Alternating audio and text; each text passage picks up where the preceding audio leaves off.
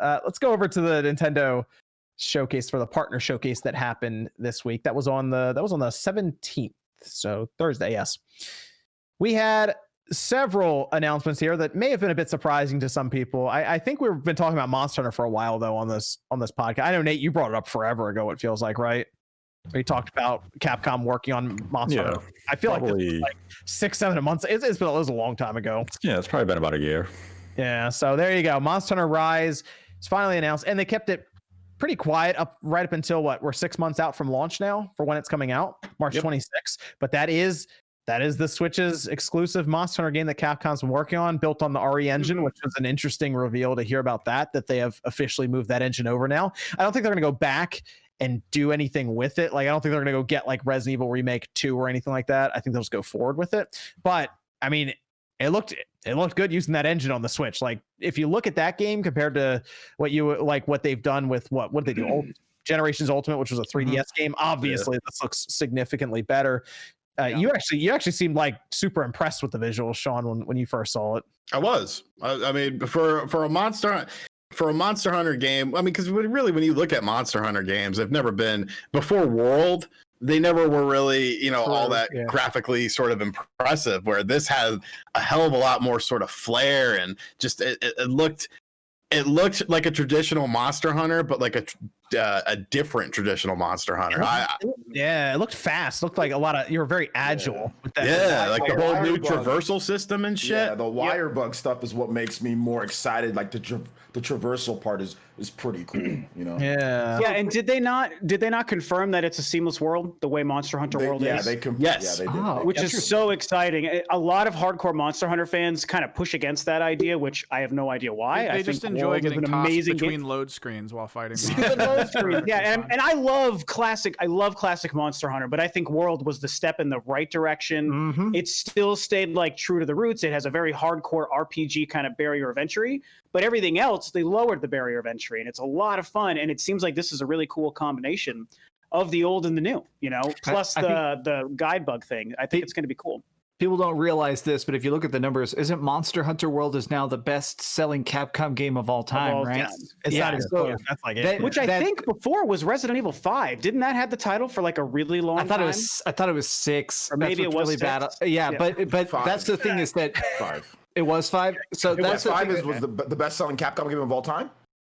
I think until Monster Hunter World. Right? Yeah, 5 was the best-selling game of all time until Monster Hunter World came out of nowhere and just which is so good. I think it was smart. They made it slightly more casual, and I know a lot of the really hardcore people are upset by it, but I loved World. I thought World did that balance. Man, this new game, the fact that it's also running, it's confirmed now it's running on a customized RE engine, so it's going to actually have that like cool shine effects and stuff. Clearly, that trailer was really impressive. Yep. It looked good. Yeah. Then we had Monster Hunter Stories 2. That's actually going to come out probably a couple months after Rise drops, because that's coming out in the summer. So this is more of an RPG focused game. It's the sequel basically to the 3DS game. So which was a really good game. I was going to ask if anyone played it. Yeah, it's a really good game. It's just on the 3. The problem is that it was just on the 3DS late. It was really late on the 3DS, but it's actually a really good turn-based RPG. Okay. I never even installed it. I had no idea what it was. Yeah.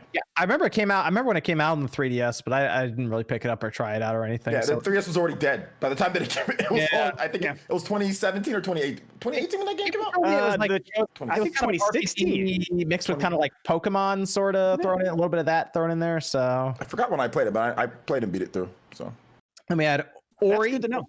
Ori closed out. Ori Will and the Wisps closed out, and that was out immediately. Like they just dropped it on the eShop. So that was great to see that. And it runs 60 frames per second. Nate, you seem pretty happy about that getting dropped. Yeah, it was supposed to be announced in August. And they held it back for this event. I played it this week. The performance, it still has issues. You get to the busy sections and the frame rate crashes, but okay. It's still a pretty impressive port for the most part. I mean, it has the same issues that the original version had at launch. It's in the same troubled areas, but it's still an outstanding game, and it deserves strong sales on the Switch because it's an outstanding Metroidvania.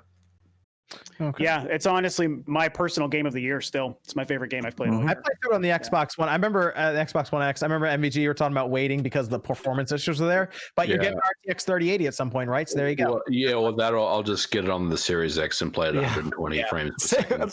I'm going to do that. I'm definitely going to revisit that game because I really enjoyed it, but I just kind of put it down. But I'll check it out for sure. The performance was a problem, but it's so fun. Such a good game. And we had Fitness Boxing 2, Rhythm and Exercise, Disgaea 6. That is going to be an exclusive on the Switch, and they're going to have Disgaea 5 as. Can we talk about the weirdness with that game though? We need to talk because I think people are confused with that game exclusivity that it has.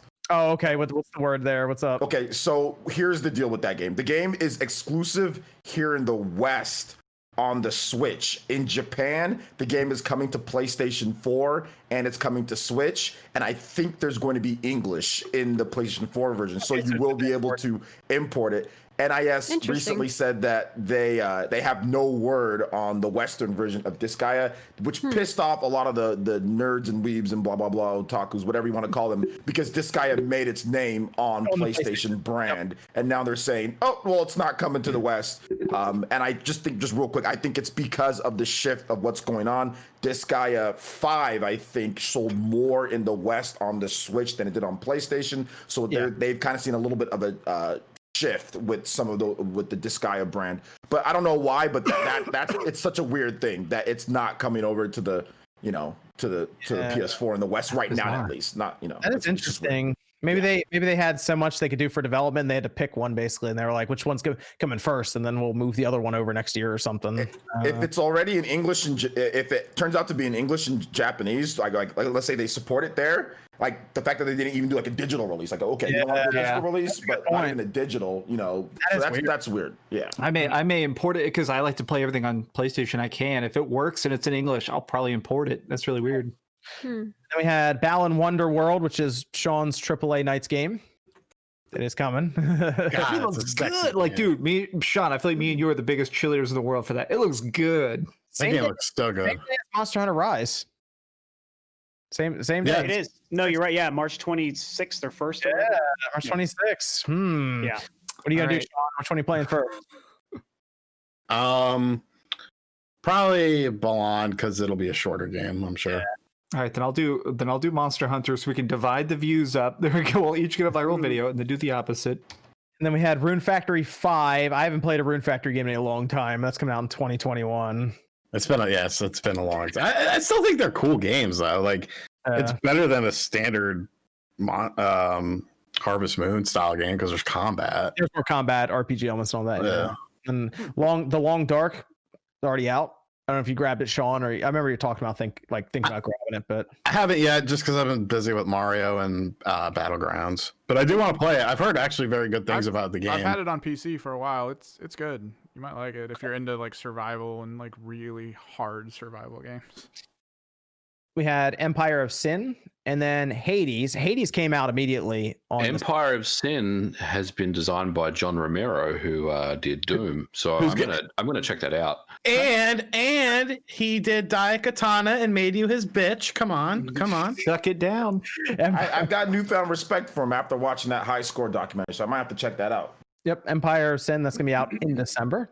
And then Hades did release basically right after it. I picked it up, just check it out because I was curious. That means it also left early access, Evan, as well. So I've been hearing that game is freaking amazing, right? Isn't it like #1 for digital only games? I played it for 2 hours so far, and I see why people are liking it because it is like that roguelike style game. So you go through several rooms until you die, and then you go back. And the idea, it seems so far, is that you are building up even like your home base kind of as well, sort of as you go through.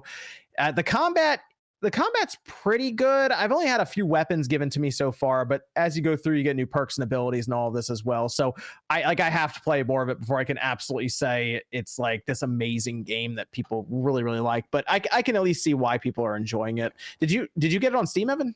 Not yet, but I mean, it is the guys that made Bastion, and I love the hell out of that game. So it has that same kind of look to it from like top-down isometric sort of and all that. Yeah, they keep refining that. I mean, Bastion, Transistor, Pyre, and Hades, it all kind of is that same visual style. So like, the problem was I got it, and then like that, I think it was that night, the Mario collection came out, so I only played it for like 2 hours and I had to shelve it for the Mario collection. So I'm going back to it soon as I'm still working through the Mario collection.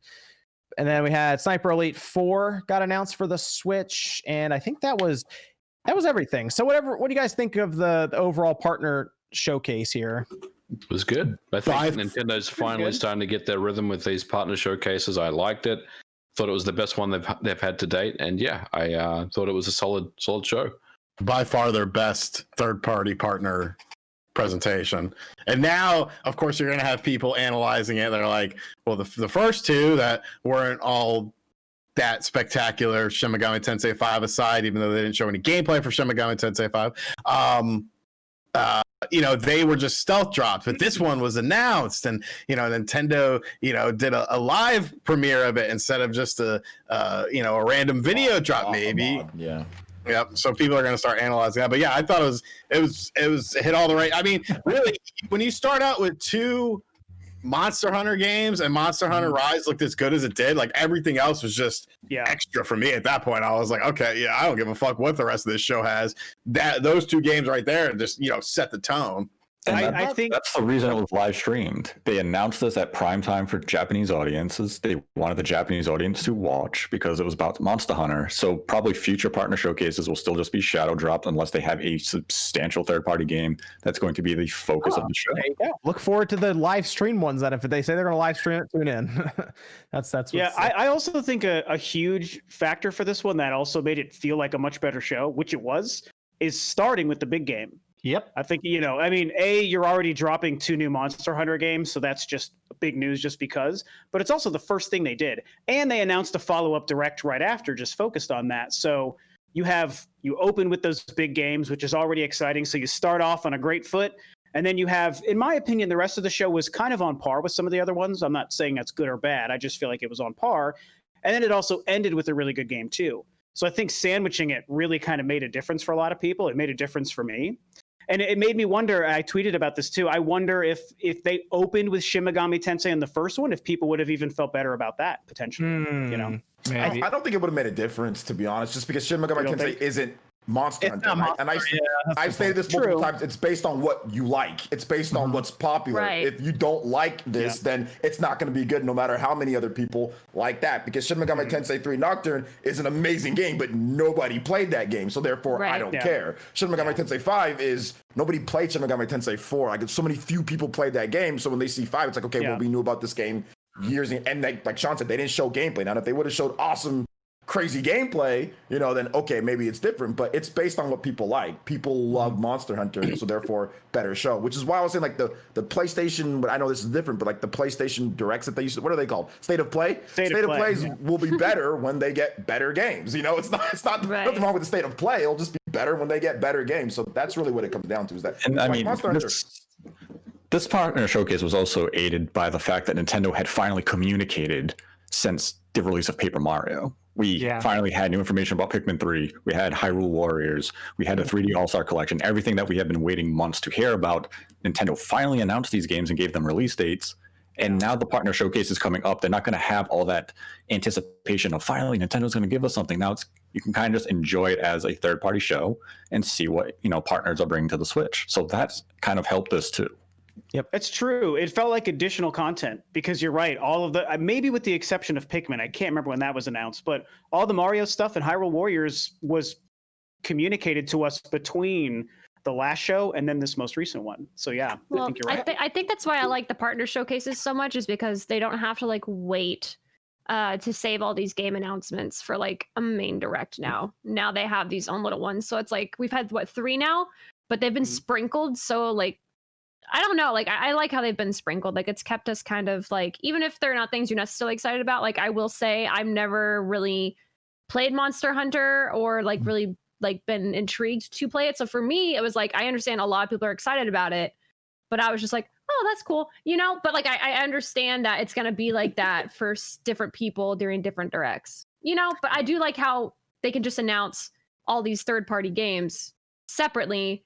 versus having to be in one giant ball like they kind of used to be with main directs. Yeah, so I didn't even make a video about this direct. I thought this direct was good. It was very good. I think it was smart of them though to just kind of drop it. Like they just dropped an announcement at 3 a.m. and they went, "Hey, when you wake up, there's going to be a direct." I don't know. I thought it was good. I think it was all about that Monster Hunter though. Like if Monster Hunter hadn't been there, that's the only reason I tuned in, and I'm glad I saw it. Jordan, you like anything in this direct? Anything stand out to you that was good? Are you alive, Jordan? Are you awake? Talk to us. Yeah, Monster Hunter, that's coming. That's pretty cool. Are you gonna play Monster Hunter? You gonna play Monster Hunter with us, Jordan? Get a bunch of people running. I played a like 10 to 12 hours of World before I had to move on to another game, but I enjoyed it. So yeah, I'm down. Yeah, I remember you were talking about World, and this one sounded a little more like it. I figured I was like, Jordan might actually. Did you play the single player, Jordan, or did you play the multiplayer? I mean, I was doing the main story, but I played it with people. I played it with a couple friends. So do we think we're gonna get another one of these in October and November, maybe December or October? For sure. I think October. Yeah, I think there will be another one in October just to finish up the rest of the year, and then maybe. I mean, do they really need them if regular directs come back next year?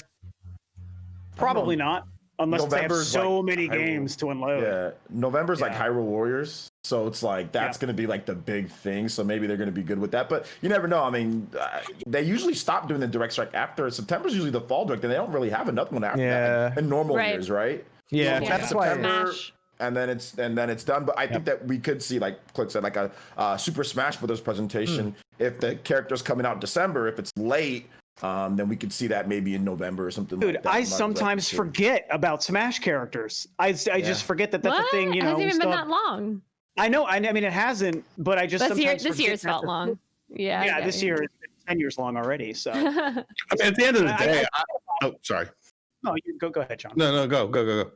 I was just gonna say, like, I forget about the Smash character thing, and then someone brings it up, like you did, OJ, and I'm like, oh yeah, like that's a thing that every couple of months we should expect, and we still have 5 more to expect. So it just gets me re-excited when I remember that that's a thing. Yep, Sakurai will take care of it. He just sets up the camera and like 2 lights in his house, and it looks like a professional studio. It's like, once we get Travis touchdown, I don't know. Get Travis touchdown, I'm a happy camper. It's a monster hunter, dude. I'm telling you, man. Oh man, it's a monster guy. It's gotta be. There's no way that there is a monster hunter. I think it's. What about an astral chain person? I think it's okay to bring in Travis touchdown though. Yeah, that'd be awesome. It might be Travis, but there's no way there's not going to be a monster like a base monster hunter in Smash Ultimate. Like there has to be. I hope those games sell really well. I would love Akira from Astral Chain. I would love it. Yeah. Dual control. Like well, and think about it. Just like with Byleth, it's just every other color you choose is male and female. Like it just writes itself. I don't think we have enough Fire Emblem characters in there though, so I might have to get another one of those. Listen, they should just make the new Fire Emblem game. We can use Tiki. If Tiki was announced, people would not be mad at that because she turns into a dragon and she has magic. No, she's not a sword. It's because they're mad because it's a sword user, somebody who uses a sword. If it was Tiki, people would not be as mad. Violet uses an axe and a lance and a bow and arrow. His main weapon is the sword of the creator. Yeah, if it was Tiki, she turns into a dragon. It's female character, so that's one thing. Female character, she turns into a dragon. I think people would not be as mad as a normal Fire Emblem. We'll check Twitter on that one. Just because it's Fire Emblem, that's all they need to hear, and people will be like, I don't know who the hell Tiki is. I don't, dude. I'll be honest. I don't know a single Fire Emblem character. They've all fallen out of my head. They could be like, "This is Bujaba," and I'm like, "Cool, I love him. Whatever." I love Bujaba's actually pretty good. If you play the, no, I'm joking. You shut it.